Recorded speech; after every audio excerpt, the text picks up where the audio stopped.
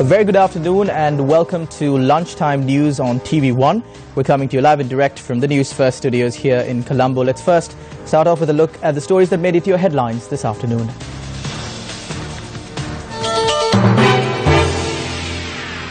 Five suspects involved in the 7.8 million rupee heist in Ragama arrested. Policeman who wrote a ticket for a motor offence attacked.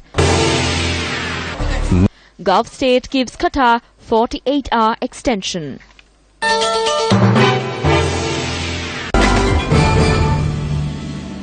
Now, starting off with your lead story this afternoon, 5 suspects have been arrested in connection to the theft of 7.8 million rupees from the Ragama area. Media spokesperson ASP Ruwan Gunasekara said that the police had managed to recover a part of the cash that had been stolen. The arrested suspects are residents of Mabole, Thanamalvilla, Ramukkana, Ragama and Rana. The police added that an army deserter was among the arrested suspects. කොල්ල කන ලද මුදල් වලින් රුපියල් 40 ලක්ෂ 51000ක ප්‍රමාණයක් සොයා ගැනීමට අපේ නිලධාරීන්ට හැකි වුණා. We have been able to recover 4.51 million rupees of the money that was stolen. Our officers were also able to take into custody 2 T56 firearms used for the robbery. The registration numbers of the firearms have been filed off. However, the government analyst is conducting further investigations. 76 rounds of live ammunition as well as 2 magazines have also been recovered. A car also used by the suspects has been taken into custody. The car had been obtained by the suspects on hire. Our officers used CCTV cameras, GSP tracking and mobile phone conversations to conduct the investigations. යොදාගත්තා. ඒ අනුව නවීන තාක්ෂණය ලැබුණු police නිලධාරීන්ට ලැබුණු තොරතුරු සමග සංකලනයක් තමයි මේ විමර්ශනයේ තිබෙන්නේ. Now, also in another one of your headline-making stories this afternoon, a police officer who was on motor traffic duty in Ranpathawila area in Kahadagastiliya sustained injuries after he was attacked with a sword.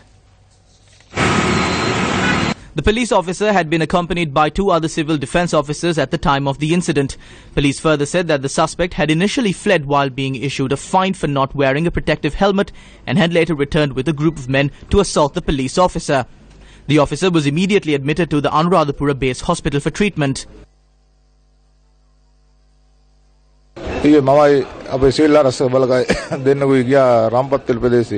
I was in the Ratupaswala area along with 2 civil defence force members for a patrol.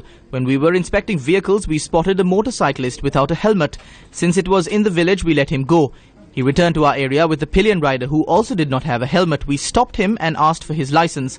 When I was writing a ticket, he left. He returned a couple of minutes later with a few more people on motorbikes and attacked me.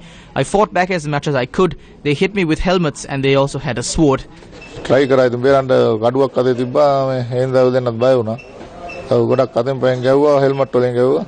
Kahadagasdiliya police has launched a manhunt to locate the chief suspect.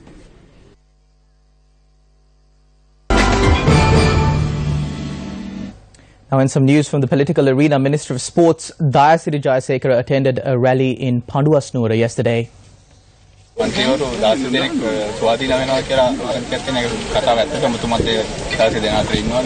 We have not received such information. Either we all become independent MPs, but there is no individual right for us to do so. It should be a collective decision by the party. That is a decision that the Central Committee should take. 34 of us took up ministerial positions based on the recommendations of the committee. And if we are to leave them, then the Central Committee should decide this as well. I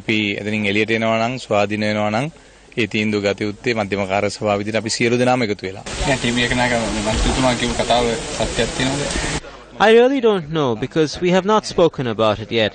We need to hold discussions with him. Issues, if there are any, should be ironed out. I believe that if there is an intention to act as independent MPs, then we should all do that as a collective body. I am ready for it, but this requires a common consensus. The appointment ceremony of Venerable Rahavadunne Shanta Amarananda Thera as the main Sanganayaka of the Siyane Pitigam Koralaya of the Amarapura Mahanikaya was held yesterday. The chief guest for the event, which was held at the Sararukkaram Vihara in Attanagala, was the Minister of Justice and Buddha Sasana, Vijay Das Rajpaksa.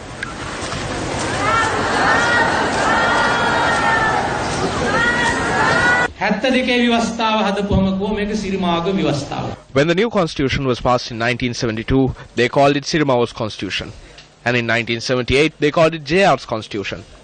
What we are trying to make is not the constitution of President Maithripala Sirisena and Prime Minister Ranil Wickremesinghe. We are formulating a constitution for the Sri Lankan general public. This hasn't been even drafted yet. However, we put our ideas before the public so that they have an opportunity to study them.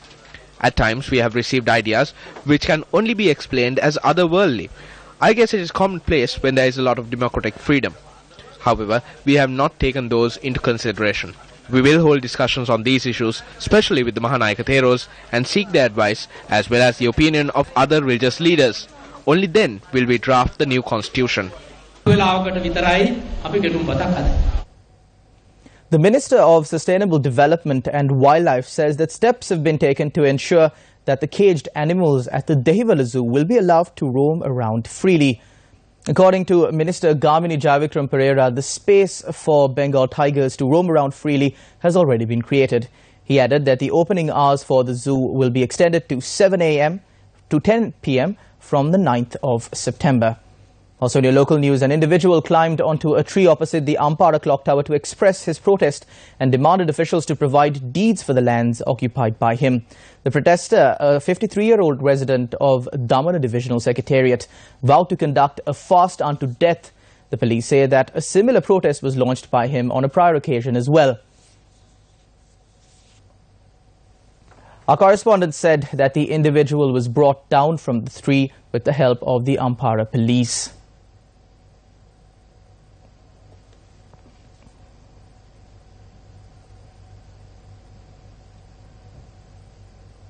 Just before we move on to your international news, a quick look at the weather update. The Met Department forecasts that light showers will occur in the western, Sabaragamu and central provinces and in the Gaul and Mathura districts tomorrow.